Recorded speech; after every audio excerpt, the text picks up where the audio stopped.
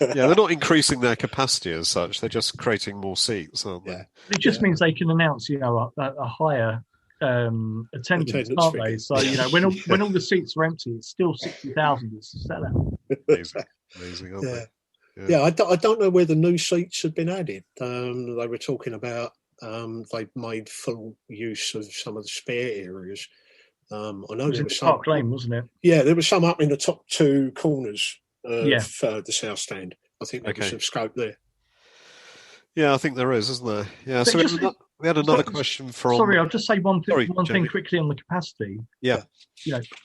Why didn't they consider boosting the capacity when they actually designed the stadium? They've spent millions and millions of pounds designing the stadium, and when it's actually built, they're like, oh, actually, we can fit 800 more seats in here if we do this and we do that. Was that a council thing, though? Was that trying to get it through at a lower capacity? Probably. Might have been.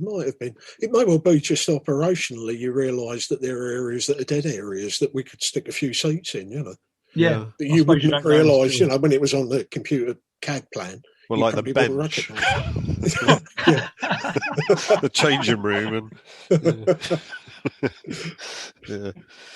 So we had another question from TO Spurs fan at S. Williacy.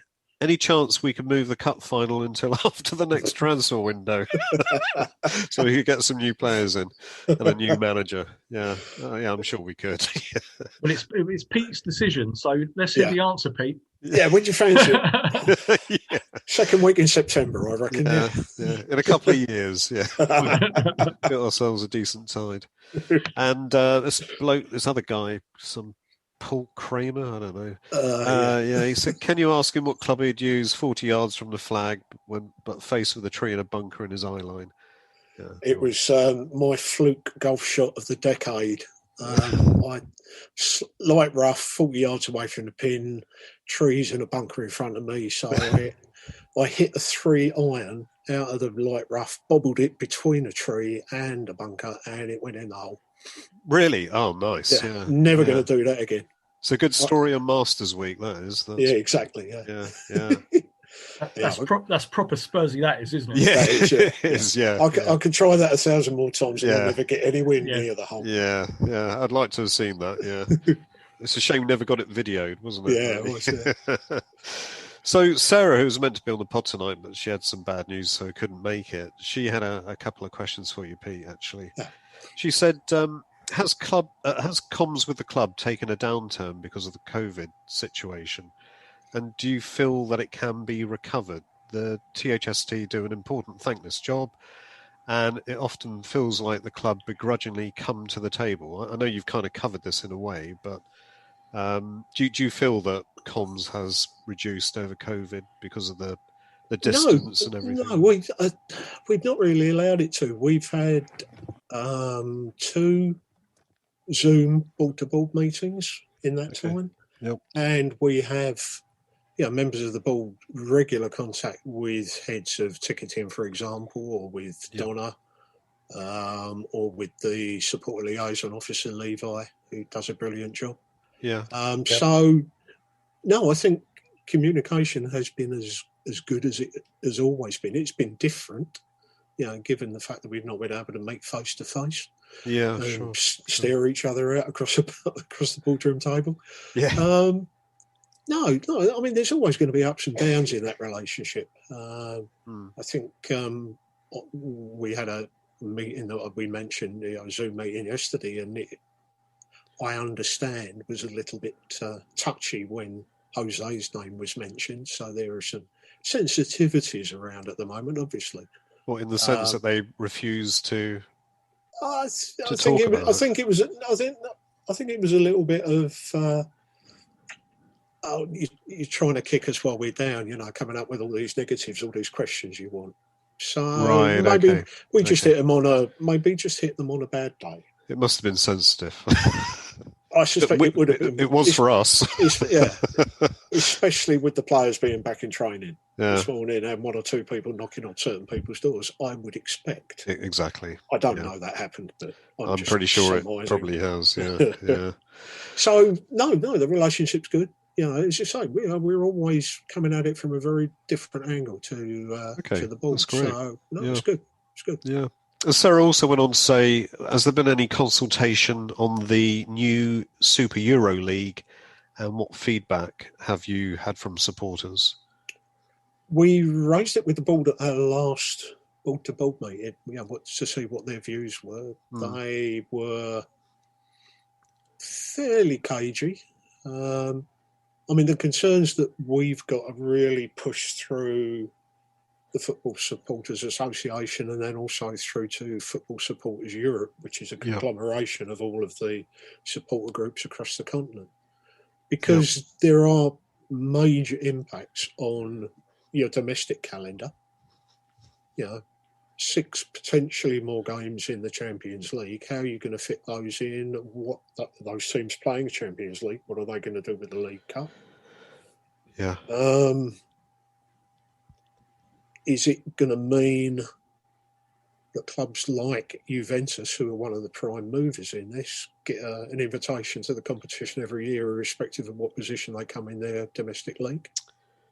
Yeah. Even talk, if it's on coefficient, I've seen someone guess that there's a potential coefficient that would be in our favour because we've been fairly successful in Europe in the last 10, 15 years.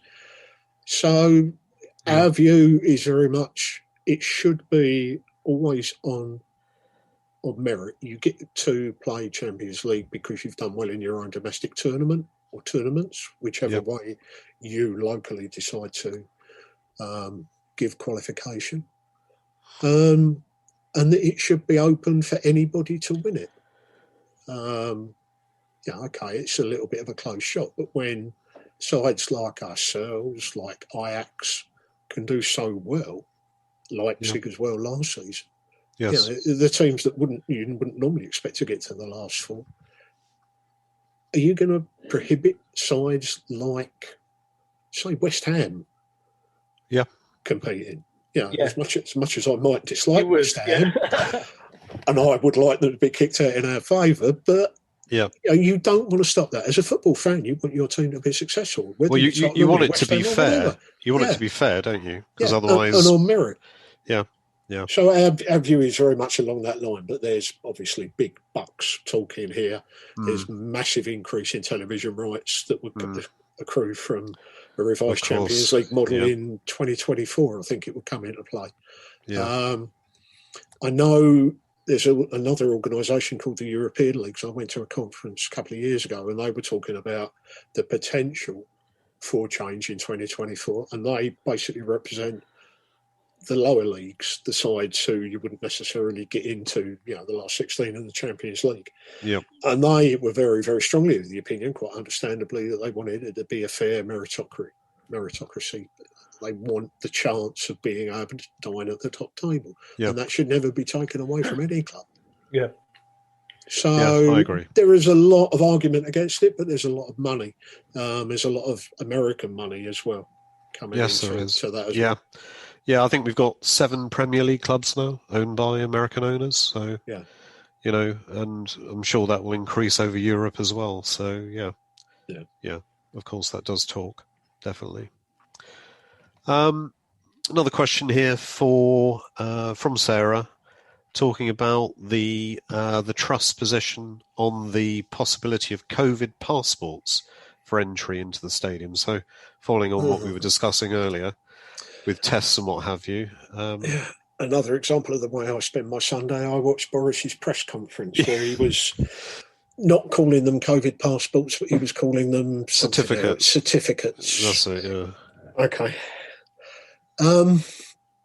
What he did say, he's not talking about anything like that. He might talk about that for air travel, foreign travel.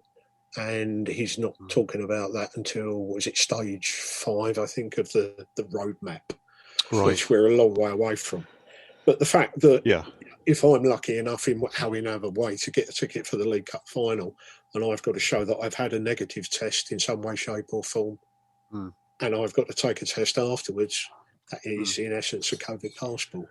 Of course it is. And, yeah. I mean, it's not a hardship, is it? Really, taking a No. test. So, and that's when it becomes very political. So, we might Yeah. have a stance. We will discuss amongst our board exactly what we feel about that. But that's going to be driven by the Football Supporters Association. Yeah. Getting all of the clubs together to speak as one voice. Yeah. Whatever voice that may be. But it's clearly a very political decision. And there are politics involved in that. And as the Supporters Trust, it's a very fine line when we start dipping our toe in political matters, because we are non-political.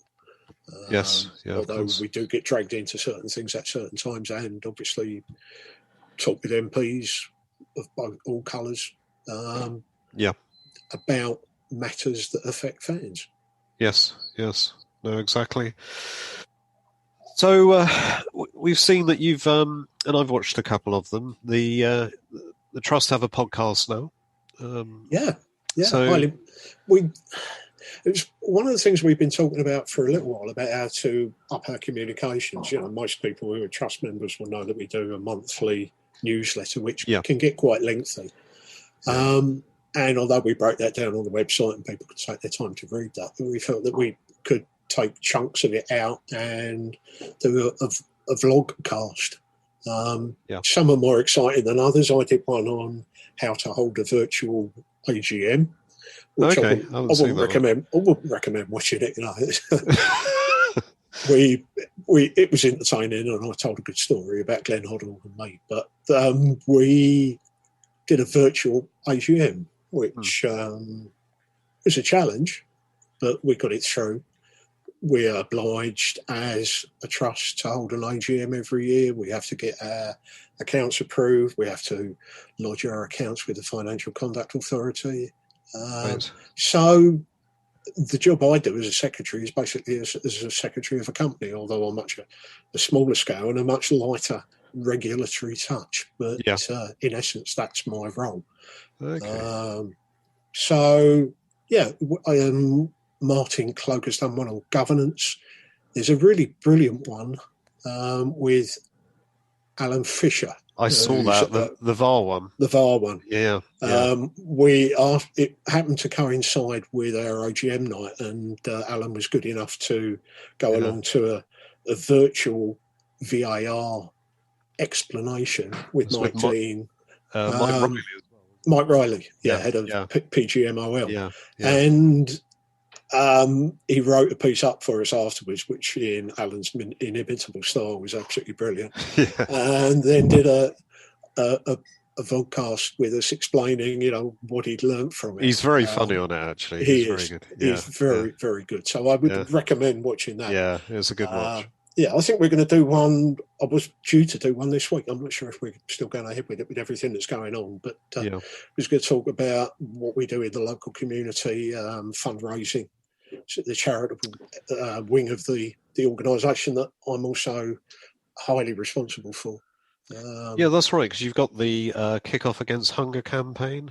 That's right, probably about November 2009, we got approached by a guy called Dean Wigzell from the CAB. He said he was setting up a food bank in Tottenham. Can we help? And we said, well, we can ask our members, when we were still going to matches in those days, to drop stuff into the town hall. And that was very well supported. And then obviously lockdown came and the food banks cried out for help. And we said, okay, we'll try and do some fundraising. And that happened to tie in around the time when they started talking about broadcasting matches. Yes. Just at the beginning of lockdown. And they were going to charge $14.99 a game. And we said, well, don't pay that.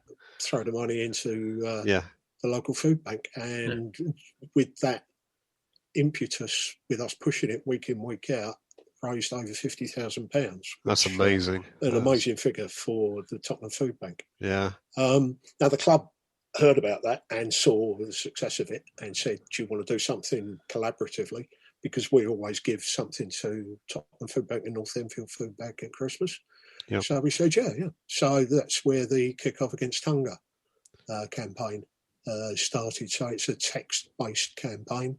Again, look at a THST tweet or one of my tweets on match day and you'll you'll get the details of how you can make a contribution. And we're also talking with the club, working with the club quite closely to open that out, because tax giving is quite limited. It's limited to people in this country with their own phone. Yes. Not an